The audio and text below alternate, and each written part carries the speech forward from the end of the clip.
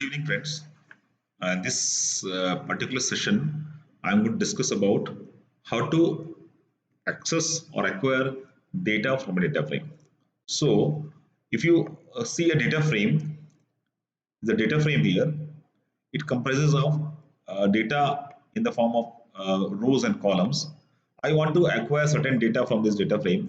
So either I can acquire a column or a row or a subset of columns and rows. So we can have data which is basically Kim 80, Ray 65 is a slice, or I want to print only the marks column, or I want to print only the names column, and so on. Or I want to only print the first row or second row, or I want to not print rather to acquire say first row and the third row only. So these sort of things are comes under accessing data elements from a data frame.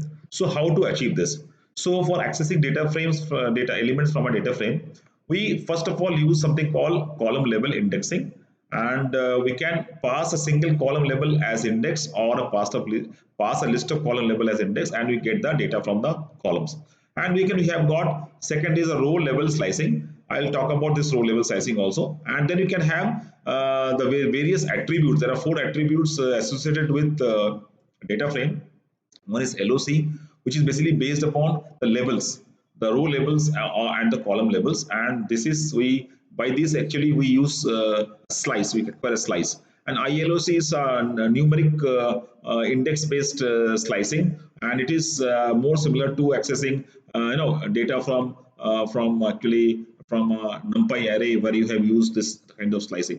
So the same thing is used here, ILOC. I'll talk about that in another session here. ILOC, IAT, and AT will be discussed in a different session. Here I'm going to talk about accessing data elements from a data frame using indexing and LOC. So first of all, we'll create a data frame here, and this is the data frame which I have created using a dictionary, and this data frame has got index A, B, C, D, and E. Now, if you print the data frame, it is print as a whole. Now, this is also printing the whole. Acquiring the whole data frame also is also accessing. If you want to acquire the whole data frame, you can do this way. Now, if I want to acquire the column roll number only, so for that I pass it in two ways. One is by passing the roll number as a parameter to this data frame index, and data frames index roll number I have passed, and we see that this roll number is this column is printed. And second is it is see the difference in the second method. I have passed this roll number as a list inside the data frames index. So when I pass it as a list, then I see that there's a difference here. The both actually yield the same thing. Here we are yielding a particular subset of the data frame, and it is showing that its name is roll number and its data type is 64. And in this case, when you pass it as a nested list, these two figures are not seen. So why this happens? Why this happens? How this particular thing is happening? Why these two things are different? Now let us try to figure it out. Now I will try to figure it out using a different data frame, and I will just create one additional cell here, and now I will copy the whole stuff from here to here, and okay, and copy this, and I'll try to see why this is a difference here. Now I say df1, df2 is equal to df, and then roll number. Okay, and then try to print this df2, print df2. You see that okay, sorry, it is not df, it is df1, not df. Okay, now I have printed df2. You see, this is the way it is showing. It is showing as a data frame itself, as a data frame. It's and if you see, if you type if you say print, and you can say type of df2, you'll see that the type of df2 is also a series. Can you see this? The object is a series. I have now when you pass it this way, we create a series. So in this case, when I created a slice or using the indexing of roll number, I have acquired series.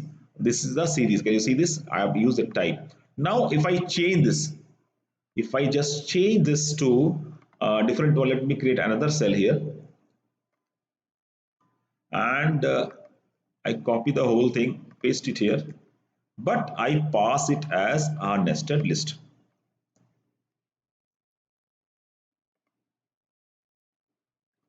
Let us see what has happened.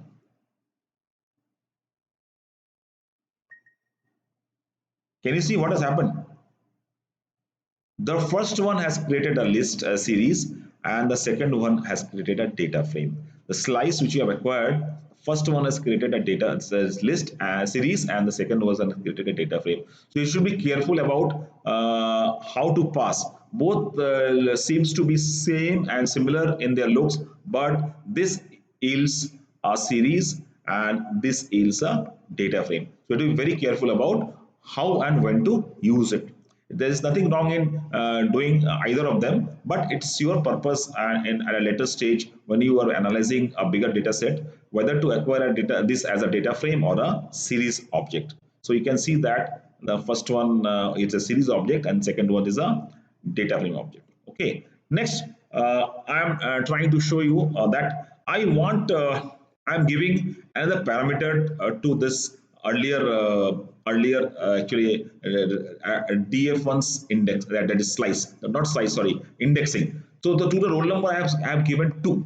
What is 2? 2 is basically first row, second row, third row. Its index is 0, its index is 1, and its index is 2. C's index is 2. And if I print the roll number for this 2, it will print 103.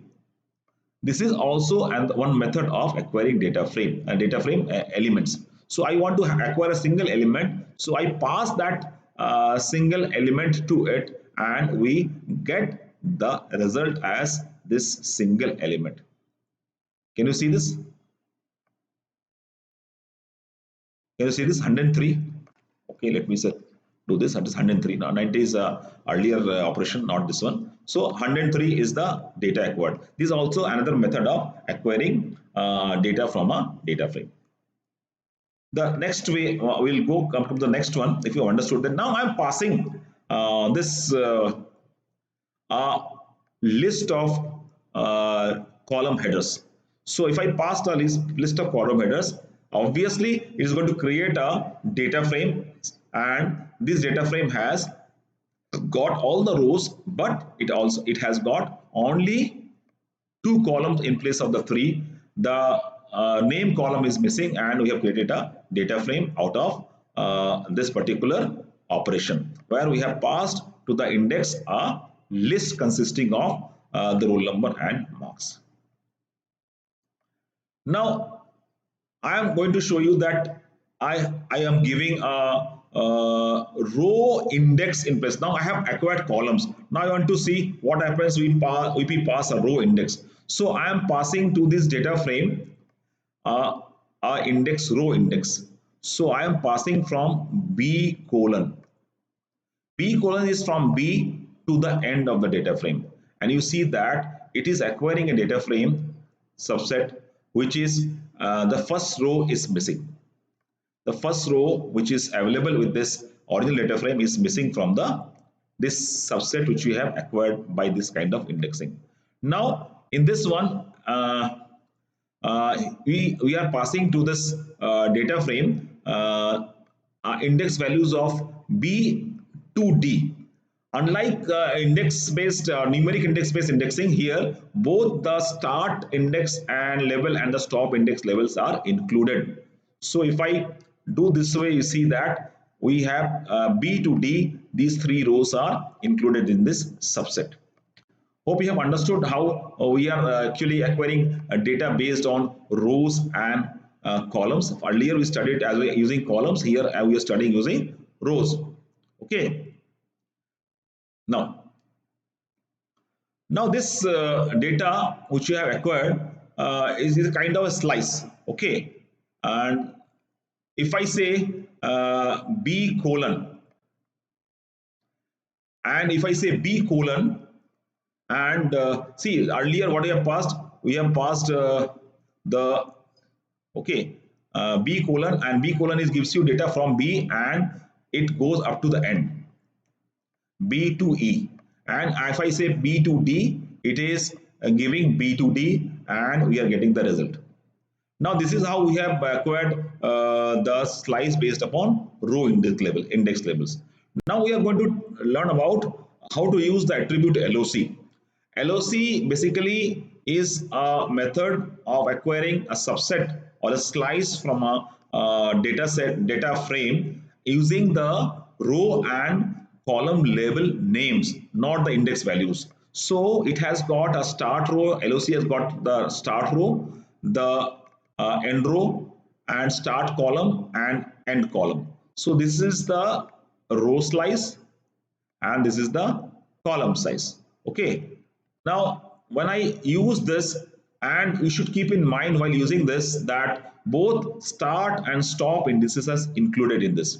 Now, if I am using this LOC to just acquire B, and when you just give only one basically row index to it, it will actually give you the data for the particular row.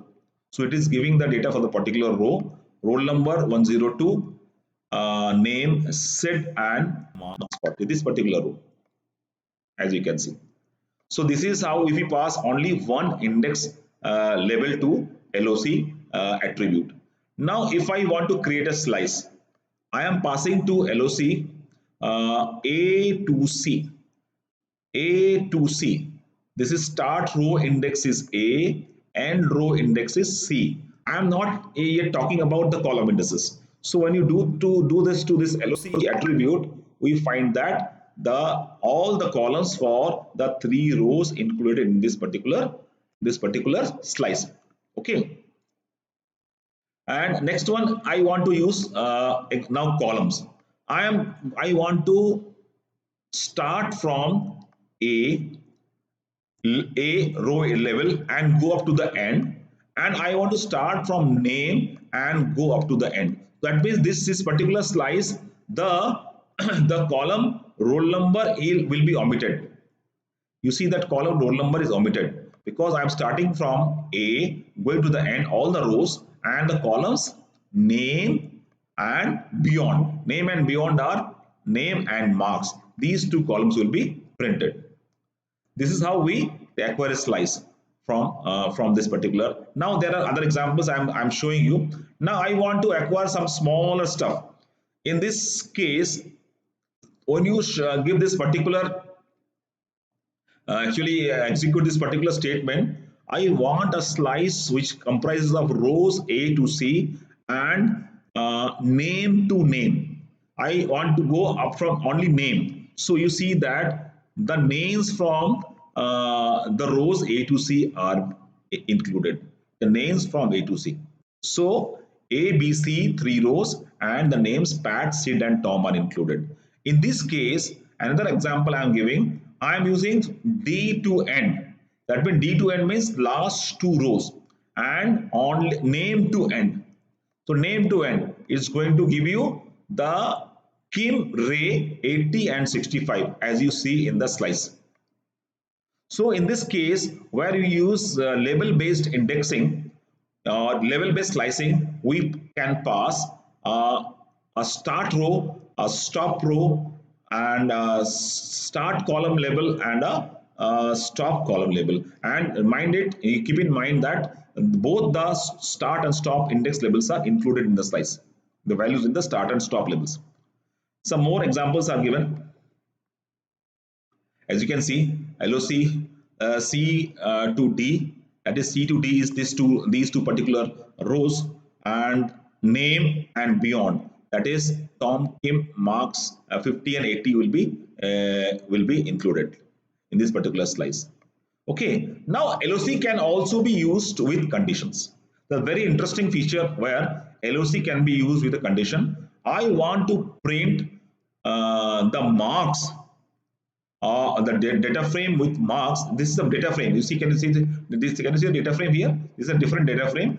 I want to print the data frame where marks is greater than 60. So I will have this particular row and this particular row. And this is what is the result of this particular slice based upon a condition given to LOC. And we see that this data frame slice is created. Now next, I can give multiple conditions to LOC. This is more, if you want to have a more strict filtration, see, I want to filter the marks in the range which is greater than 60 and but less than 90. I have used data frame marks greater than 60 and a bitwise AND operation, and given the second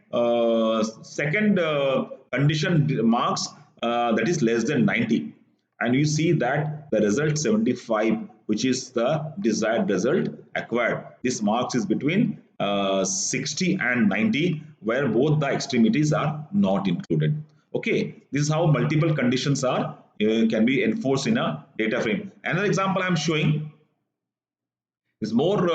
I have got more strict filtering here, and we have marks in the range of 45 to 90, where 45 and 90 are not included, and I want to print only the grade, nothing else.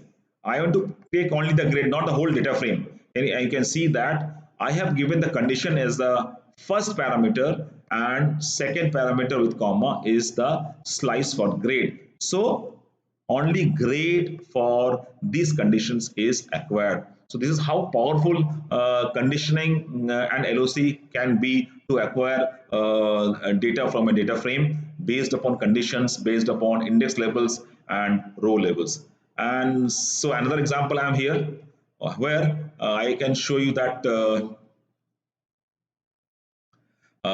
same thing I have done for marks greater than 45 and marks less than 90 and grade, same thing. And we can see that it is created a new data frame.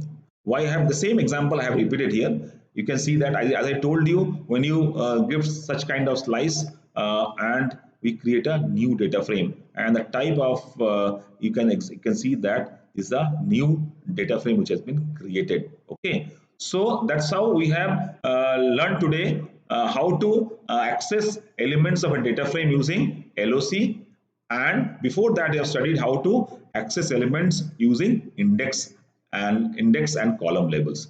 Thank you very much, students, for patiently listening to this particular session of how to access data frame elements part 1. So I'll be coming up with the part 2 of accessing data frame elements. Thank you very much.